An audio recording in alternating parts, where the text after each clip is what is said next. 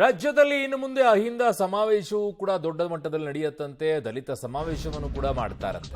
ಕಾಂಗ್ರೆಸ್ನಲ್ಲಿ ಮುಖ್ಯಮಂತ್ರಿ ಕುರ್ಚಿ ಕದನ ಜೋರಾಗಿರೋ ಸಂದರ್ಭದಲ್ಲಿ ಅಹಿಂದ ಸಮಾವೇಶವನ್ನ ಮಾಡ್ತೀವಿ ಕಾಂಗ್ರೆಸ್ನಿಂದ.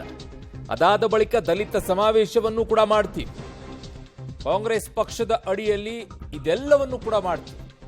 ಅದೇನು ಭಿನ್ನವಾಗಿ ಮಾಡ್ತೀವಿ ಅಂತ ಏನಿಲ್ಲ. ಬೆಂಗಳೂರಿನಲ್ಲಿ ಮಾನ್ಯ ಗೃಹ ಮಂತ್ರಿ ಡಾಕ್ಟರ್ ಜಿ ಪರಮೇಶ್ವರ್ ಅವರು ಈ ಹೇಳಿಕೆಯನ್ನ ಕೊಟ್ಟಿರೋ.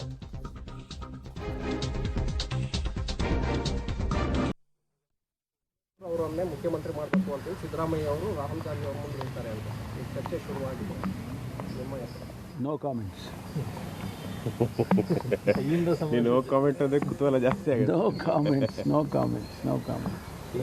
ಅಲ್ಲ ಸರ್, ತಮ್ಮ ಪರವಾಗಿ ಕೆ ಸಿ ವೇಣುಗೋಪಾಲ್ ಕೂಡ ಒಂದು ಟೀಮ್ ಭೇಟಿಯಾಗಿ ಬಂದಿದೆ ಬೆಳಗಾವಿ ಸೆಷನ್ ಇದೆ. ನಾನು ಹೇಳಿದೆಲ್ಲ ನೋ ಕಾಮೆಂಟ್ಸ್. ಅದ್ರ ಬಗ್ಗೆ ಅದು ಹೇಳೋದಕ್ಕೆ ನಮಗೇನು ಹೇಳೋದಕ್ಕಿಲ್ಲ. ತುಂಬ ಜನ ನಾಯಕರು ಹೇಳಿದ್ದಾರೆ ಸರ್,